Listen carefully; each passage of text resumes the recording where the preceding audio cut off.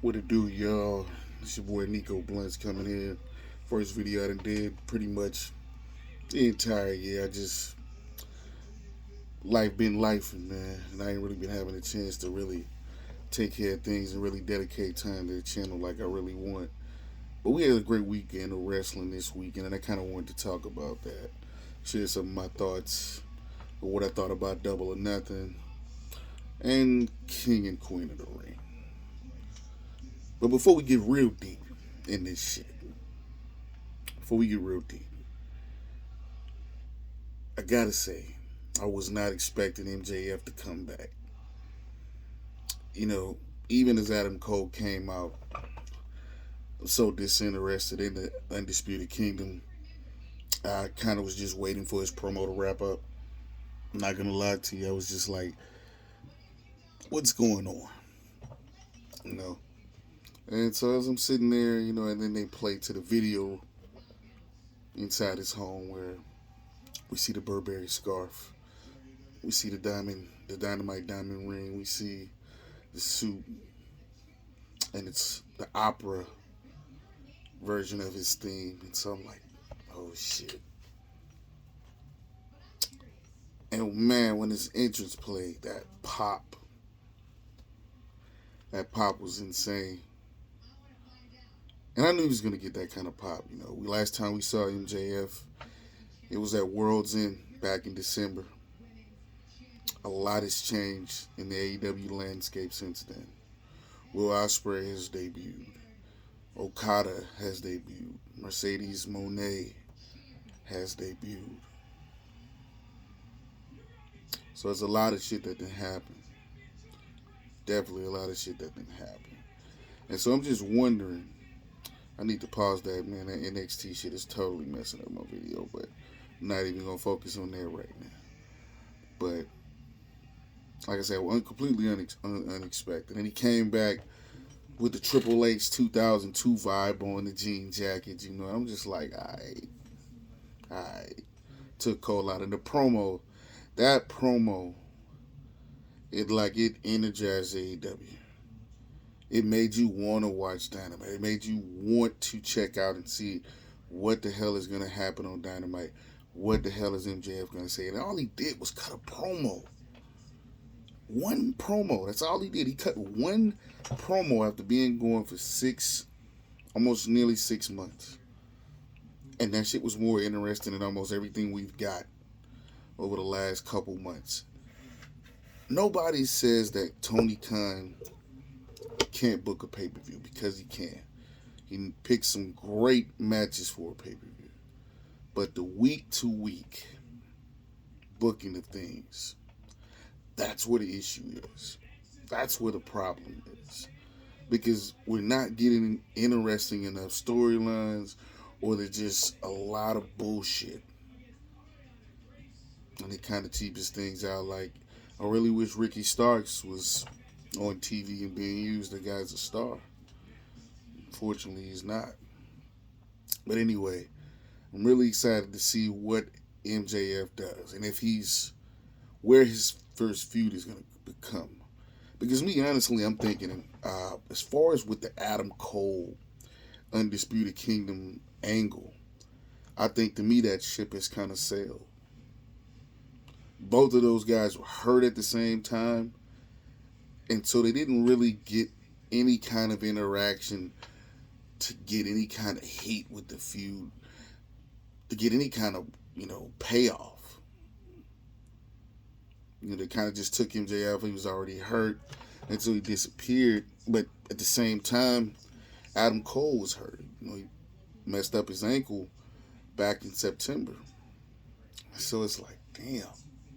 Neither one of you guys really been on television. And it's not as if the rest of the Undisputed Kingdom has had great booking.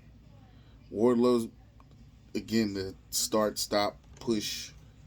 I knew once he had the match with Samoa Joe for the heavyweight title, he was going to lose. And I felt like, again, that was something that you could have gave him to sit on for a while. And then, like, he's going to use this when Adam Cole comes back. And then now you got the other dynamic of Wardlow having get all this momentum of being in some kind of feuds or so and coming out on top to now challenging Samoa Joe for the title again. And if he wins, does he give it to Adam Cole? I think that was a lot better than what the hell we got. But overall, Double or Nothing was a great show. I definitely thought it was a little bit too long.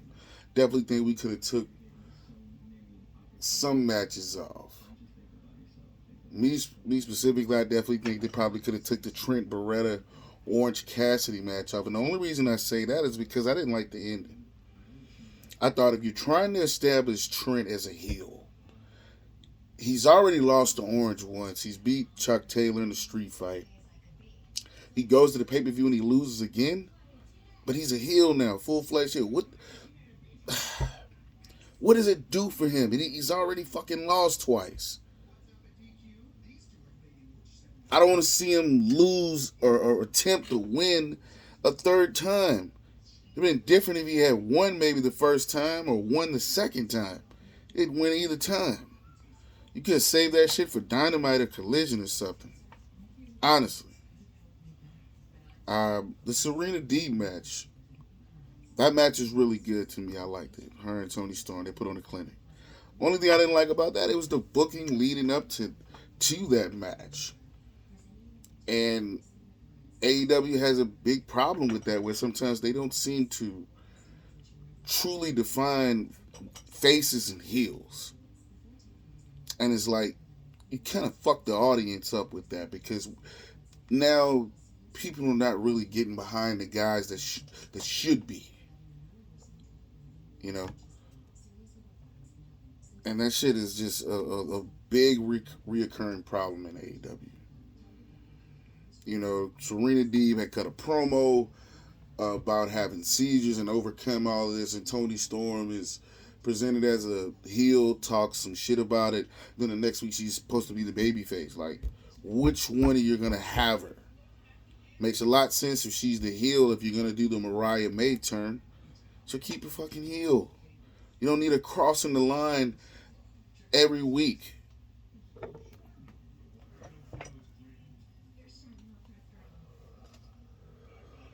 Not gonna lie, I enjoyed some of the pre-show matches too. I know I'm bouncing around here, but just stuff comes to me.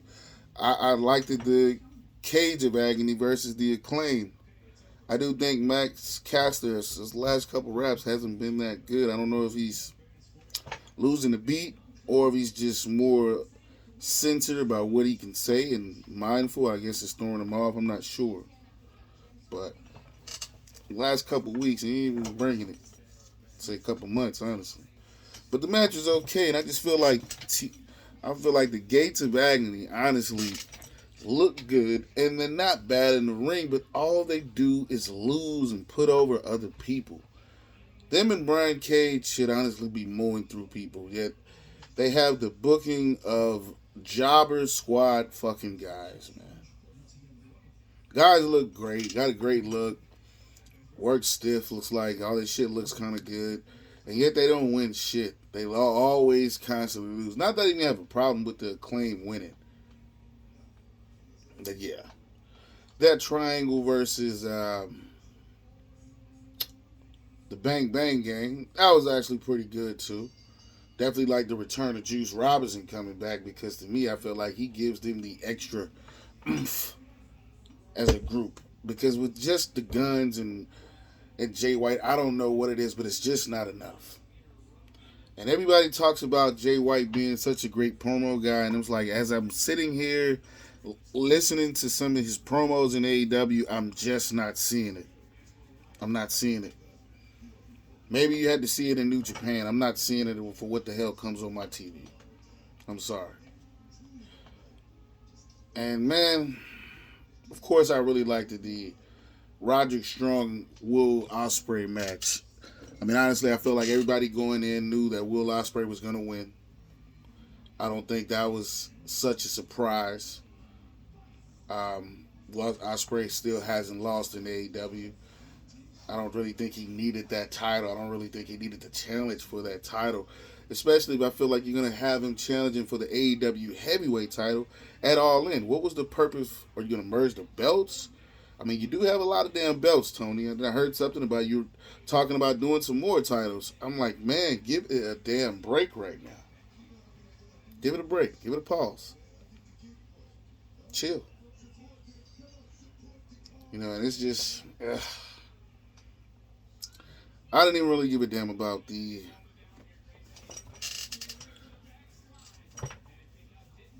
Arkham in the Asylum. I don't know what the hell that was. I just know the Bucks won. I didn't even watch that. It's just, man, they kind of burn you out on the hardcore shit. They do a lot of it. I felt like Takeshita looked really damn good against Mox. I wish he would have got the win, but again, with him being a DDT guy, I'm wondering how New Japan felt about him actually getting a shot at their title before the match that they had scheduled. Just wondering how they felt about that, and maybe that was a decision there because, I mean, he pretty much kicked Mox's ass the whole match. Whole match. Glad Swerve retained. Did I think he was going to lose? Not really. Just doesn't like his week-to-week booking that he gets where he's continuously getting laid the hell out. Samoa Joe laid him out like 3 times. And then Christian's done it 3 straight weeks. And it's like, man, in an 8-week span, 6 weeks, they've left your ass lying. That's why the Swerve House chants aren't as big as what they used to be. They were much bigger than what they were before, I'd say, before Dynasty, leading up to Dynasty and everything. It just completely ruined Swerve's momentum.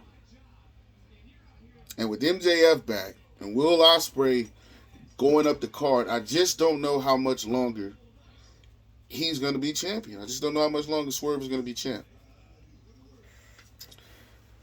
But that's pretty much all my thoughts about Double or Nothing. As far as King of the Ring, King, Queen of the Ring, I expected Damian Priest to retain, of course, because I knew he was going to probably end up facing Drew McIntyre at the Clash at the Castle. And now he's got Walter waiting in the wing. Gunther waiting in the wings, which after a great match with Randy Orton, Gunther was able to steal the victory there. And I do think there's going to be a follow-up story with that because Randy's shoulder was off of the match. The mat. And so I do think that's going to somehow carry over and become a point for either Randy to receive a title match or him to have a second match with Gunther. I'm really undecided, but I do think that could potentially happen. I do think Nia Jax was the right choice also for being Queen of the Ring. She's a very dominant force. And I feel like WWE needs to put the belt on her again. I know she's been champ before, but I think she can have a nice run with the belt. And we saw Becky Lynch lose the belt to Liv Morgan. I did not anticipate that at all. Not that I'm mad at it because I want to see Liv's character grow. And then with this Dom shit that they got going on, her and Mommy gets back. Man, the storylines are just really just peaking in WWE right now. They're peaking. The stuff they got they're doing right now with Brian Breaker, man, it is incredible. Honestly, I was a big fan of badass Brian Breaker when I watched him in NXT when he turned heel for the first time there. I always thought, to me, that proved to me, it solidified it to me that Brian Breaker makes a better heel than he does a face. Not saying that he's a bad face or anything. Not saying that at all. But when he is a heel, when he's badass Brian Breaker, and he's mowing through the competition, as he's just bulldozing people, he looks like a damn superstar. Nobody runs the ropes like Brian. He has the best spear right now in the damn business. Nobody has a spear better than Brian Breaker. And him getting pissed off and damn near spearing that dude out his fucking shoes on Monday Night Raw. And then coming back, taking Ricochet out. Even doubling back Monday last night, taking Ricochet out again after supposedly not being in the building. That is how you build a star. That is how you develop a guy's character. As much as I like Carmelo Hayes, Carmelo isn't the right size to really make a stamp early on. He's going to have to go through his lumps and he's going to have to really survive and really get better on the damn mic. When he gets better on that mic, if he was had Trick's mouthpiece, he would be probably higher up. I would say he had a higher ceiling up the card, but he really still has to develop that. Because right now, he's just the light-skinned Cedric Alexander right now. Hate to say it. But look, man, y'all be easy. That was just some thoughts I had on the world of wrestling in the last week. Y'all hit that like and subscribe button and tune in. I'm definitely about to start becoming more consistent as the summer kick off. But y'all take it easy.